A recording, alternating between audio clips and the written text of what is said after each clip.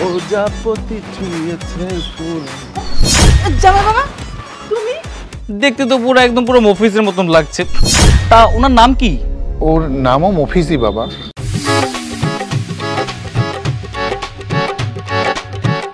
শালা এটা আমার বউ না? খালি ফুরুত ফারুত করো। আজকে তোমারে পাইছি আমি, দাঁড়াও দেখাইতেছি মজা। আকাশ ছুঁয়েছে মাটিকে, আমি ছুঁয়েছি তোমায়, প্রজাপতি ছুঁয়েছে ফুল। জামাই বাবা তুমি আমার এটা আপনি? আমি তো ভাবছিলাম এটা আমার বউ, আপনার মেয়ে হিমি। এটা কি কর?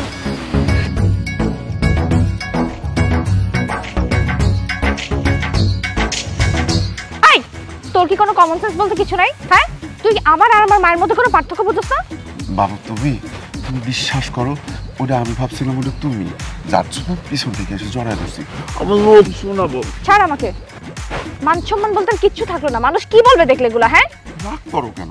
আরে আমি তো তুমি ভাইবা ধরছি, আমার বউটা ভাইবা ধরছি, তাই না? তাই না? আমার আর আমার মায়ের মধ্যে কোনো পার্থক্য বাস না। তুই আজকে খালি ঘরে, তারপর তোরা বুঝাইতে চাবি। থাক তুই। বাবু বেবি আমার লক্ষ্মী বউ, শোনো না। বেলা বাজে কয়টা? এখন নবাবজাদা শুয়ে আসছে। দাঁড়া আজকে তোকে মজা বোঝাবো।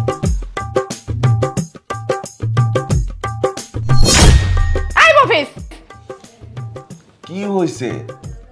তুমি আমার মুখে পানি ঢাললা কেন? সকাল সকাল মুখে যে পানি ঢাললে, আমি তো ভাবলাম সকাল সকাল আমার বউ আমার জন্য মিষ্টি করে এক কাপ চা নিয়ে আসবে। চায়ের সাথে বিষ মিশাই তোকে খাওয়াবো, খাবি? তুমি কি জানো যে আমার এই মিষ্টি বউটা যদি বিষও নিয়ে আসে, সেই বিষ আমার কাছে অমৃত হয়ে যাবে। বেলা বাজে কয়টা? হ্যাঁ কেন কয়টা বাজে? কয়টা বাজে? 12টা বাজে। 12টা পর্যন্ত ঘুমায় থাকলে বাজার করবে কে উঠে? হ্যাঁ বাজার করবে কেন? বাবা আছে না, বাবা বাজার করবে, আমি কেন বাজার করব? তো সাহস তো কম না? একে তো তুই আমাদের বাসায় ঘর জামাই থাকিস, তার উপরে আবার আমার বাবা বাজার করবে? দেখো আমি তো এবারে জামাই, সো জামাইকে তো শ্বশুর বাজার করে খাওয়াতেই পারে, তাই না? চুপচাপ উঠে গিয়ে বাজার করতে যা, আর যাওয়ার আগে বিছানা টিছানা রুম টুম সবকিছু ঝাড়ু দিয়ে পরিষ্কার করে রেখে যাবি। আচ্ছা আমার মিষ্টি বউটা যেহেতু বাজার করতে বলেইছে, বাজার তো আমাকে করতেই হবে।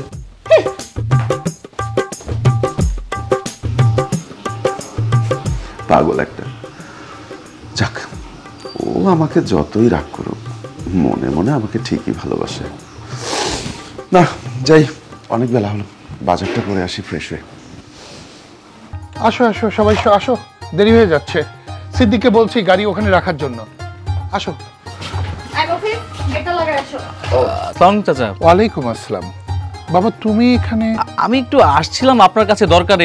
আপনি কোথাও যাচ্ছেন নাকি? হ্যাঁ বাবা, ওই আমার ভাইয়ের মেয়ের বিয়ে তো আমরা সেখানেই যাচ্ছি সবাই মিলে। ইনি কে? আমার মেয়ের জামাই। মেয়ের জামাই? ও দেখতে তো পুরো একদম পুরো মফিজের মতন লাগছে। তা ওনার নাম কি? ওর নামও মফিজই বাবা। মফিজ? ভাড়া কত 30 না 20?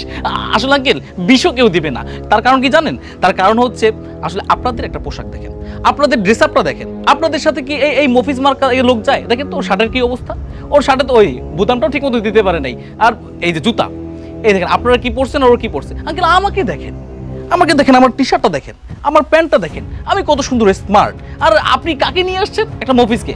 শুনেন, আপনারা যখন রাস্তা দিয়ে যাবেন গাড়ি অবধি, সেই অবধি তো আপনাদের মান সম্মান থাকবে না। এই ছেলে তুমি কি বলছো? যাও, তুমি যে কাজে আসছো সেই কাজে যাও।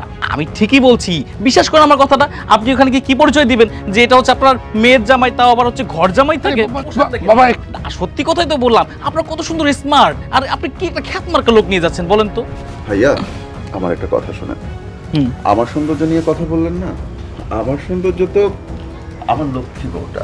ছাড়ো বাবা, আমি কোথাও যাব না, এই মফিজের সাথে আমি কোথাও যাব না।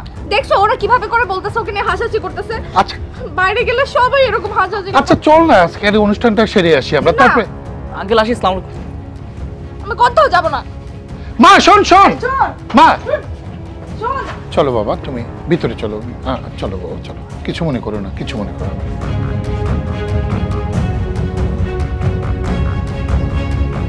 একটু বোঝার চেষ্টা কর। তুই এভাবে চলে আসলি, আমার ওখানে না গেলে মান সম্মান কিছু থাকবে? আচ্ছা তোর চাচার কথা একবার ভাব, সবাই যখন তাকে জিজ্ঞেস করবে যে আমরা কেন যাইনি, তখন সে কিভাবে কি বলবে? তোর আপন চাচাতো বোন না সে? হ্যাঁ রে মা, একবার বোঝার চেষ্টা কর, ওইখানে যদি আমরা না যাই তাহলে ওরা কি ভাববে। দেখো মা, বাবা, আমি ওখানে যাব না। এই মফিজকে নিয়ে তো আমি কোথাও যাব না। ইস, তুই বুঝতে পারছিস না কেন? ওই জায়গায় না গেলে তোর মা, আমি, তুই না গেলে সবাই ওদেরকে বলবে যে নিশ্চয়ই আমাদের মধ্যে কোনো গন্ডগোল হয়েছে, যে কারণে আমরা বিয়েতে অ্যাটেন্ড করি না। দেখো বাবা, ওকে নিয়ে বের হইলে সবাই হাসাহাসি করে। ইম্পসিবল, আমি ওর সাথে কোথাও যাব না, আর আমি ওর সাথে সংসারও করব না। আমি ওকে ডিভোর্স দিয়ে দিব। ছি মা, এ কথা মুখ দিয়ে উচ্চারণ করা উচিত না। আর আমাদের সমাজ, আমাদের ফ্যামিলিতে এরকম কেউ কখনো করে নাই। আর তুই যদি করিস তাহলে আমি সমাজে মুখ দেখাবো কি করে? হ্যাঁ রে মা, তুই যদি এখন ডিভোর্স দিস, তোর বাবার একটা মান সম্মান আছে না? ও, তোমাদের মান সম্মানটাই বড় কিছু হলো? আমার লাইফের কোনো দাম নেই। দেখো বাবা, আমি ওর সাথে থাকবোই না, আমাকে ডিভোর্স দিব। কি বলছিস সেসব? এটা হয় না মা। বাবা, হ্যাঁ মা, আমি চলে যাচ্ছি। তুমি আবার কোথায় যাচ্ছ? দেখো এগুলো হয়, এগুলো বুঝবা। আমি ওকে বোঝাচ্ছি, তোমার মাও বোঝাচ্ছে, ও ঠিক হয়ে যাবে। তুমি কেন পাগলামি করছো বাবা? না বাবা, আসলে এখানে থাকার মতো পরিস্থিতি আর আমার নেই। ছোটবেলা থেকে মানুষ হয়েছে এতিমখানায়। বাবা মায়ের আদর স্নেহ কি, ভালোবাসা কি, সেটা বোঝার মতো সৌভাগ্য আমার কখনো হয়নি।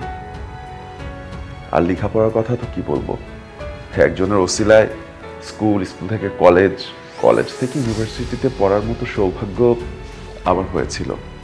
এরপর আপনার মেয়ের সঙ্গে আমার বিয়ে হয়। জানেন বাবা, আপনার মেয়ের সঙ্গে বিয়ে হবার পর আমি মনে হয় আপনার মেয়েকেই সব থেকে বেশি ভালোবেসেছি। কিন্তু হিমি যে কখনো আমাকে চাইনি, এটা আমি একদমই বুঝতে পারিনি।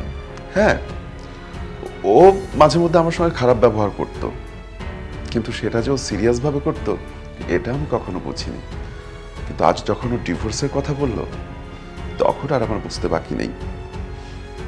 বাবা, আরো একটা কথা, আমি হয়তোবা আপনাদের কাছে বা হিমির কাছে অন্যায় করেছি, কিন্তু একটাবার কি বলতে পারেন আমার মরা বাবা মা আপনাদের কাছে কি অন্যায় করেছে? হিমি আমার বাবা মাকে নিয়ে গালিগালাজ করেছে এবং সবসময় করে। আমি তো বাবা সবকিছু মেনে নিলেও আমার বাবা মায়ের সম্পর্কে গালিগালাজ আমি সহ্য করতে পারবো না। বাবা, যেহেতু হিমি আমাকে চায় না, আমাকে ডিভোর্স দিতে চায়, ঠিক আছে, আমি ডিভোর্স লেটারটা পাঠিয়ে দিব। আর আপনাদেরকেই এতদিন বাবা মা জেনে এসেছি, বাবা মায়ের আদর স্নেহ আপনাদের কাছে পেয়েছি, শাসন করেছেন আবার আদরও করেছেন। সবকিছু মিলিয়ে আপনাদের কাছে আমি চিরঋণী। আপনারা আমাকে ক্ষমা করে দিবেন বাবা, আমি আসি। বাবা দেখো, স্বামী স্ত্রীর মধ্যে অনেক কিছু হয়, অনেক ভুল বোঝাবুঝি হয়। আমরা ওকে বোঝাচ্ছি বাবা, তুমি যেও না বাবা। যেখানে যাকে এত বেশি ভালোবাসলাম সেই আমাকে চায় না, সেখানে আমি আর এই বাড়িতে থাকতে পারবো না বাবা। আমাকে আপনারা ক্ষমা করে দিবেন। আর আপনার মেয়ে যেহেতু ডিভোর্স লেটার চাচ্ছে, আমি যথাসময়ে ডিভোর্স লেটারটা পাঠিয়ে দিব। তবে হ্যাঁ, ও যদি সত্যিই কোনোদিন বুঝতে পারে, আমি ওর কাছে ফিরে আসব। ভালো থাকবেন আপনারা। না বাবা, যাও না তুমি। মফিজ, এটা তুই কি করছো? দেখছো মেয়ের কাণ্ড? এই তোমার মেয়ের জন্য আমার মান সম্মান কিচ্ছু থাকবে না।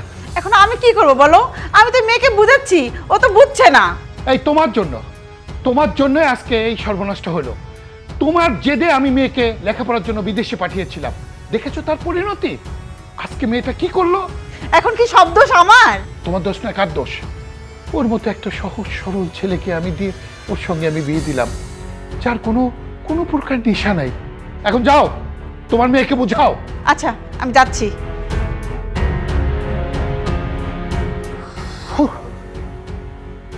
এত একটা ভালো ছেলে, আজকালকার যুগে এরকম ছেলে পাওয়াই মুশকিল। তার কোনো বদ অভ্যাস নাই, তার কোনো বদ নেশা নাই, এমন একটা ফ্রেশ ছেলে আমি তোকে দিয়ে বিয়ে দিলাম, আর তুই ওর সঙ্গে সংসার করতে চাচ্ছিস না? ছি ছি ছি ছি ছি, সমাজটা আজকে কোথায় চলে গেছে। আর ওর মতো একটা ছেলেকে তুই অ্যাকসেপ্ট করতে পারছিস না? উফ, আমি কি কক্ষণে তোরে বিদেশে পড়াশোনার জন্য পাঠিয়েছিলাম।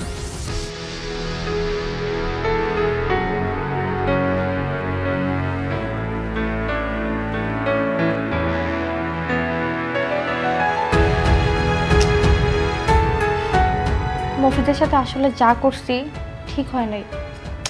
বাবা ঠিকই বলছিল, এই ছোট্ট একটা ব্যাপার নিয়ে এত রিয়্যাক্ট করা আমার ঠিক হয় নাই।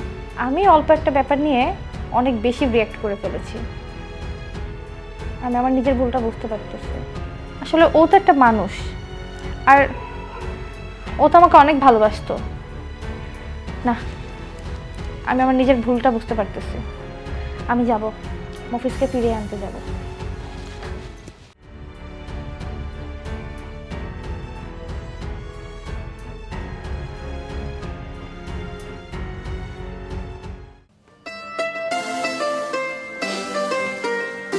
কি রে, এত নড়াচড়া করিস কেন?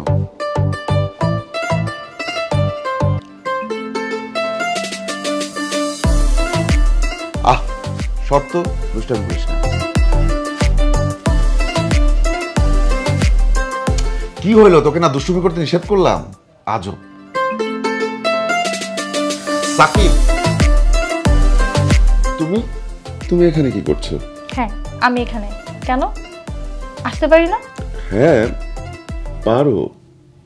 কি ডিভোর্স পেপার নিয়ে এসছো? দাও, আমি সিগনেচার করে দিচ্ছি। কি হলো, হাত দিচ্ছ যে? এই হাত তো আমি আর ছাড়বো না। মানে হলো আমি তোমাকে নিতে এসেছি, চলো বাসায় চলো। আমি ওই বাসায় ফিরে যাব না। দেখো, আর রাগ করে থেকো না। আমি আমার ভুলটা বুঝতে পেরেছি, আর আমি এতদিন তোমার সাথে সত্যি অনেক অন্যায় করে ফেলেছি। তুমি যদি এভাবে করে চলে না আসতে, তাহলে আমি কখনোই বুঝতে পারতাম না। আমাকে মাফ করে দাও প্লিজ। আমি আর ওই বাড়িতে ফিরে যাব না। ঠিক আছে, তুমি যদি না যাও তাহলে আমিও আর যাব না। এখন থেকে আমি এখানেই থাকবো তোমার সাথে। ঠিক আছে।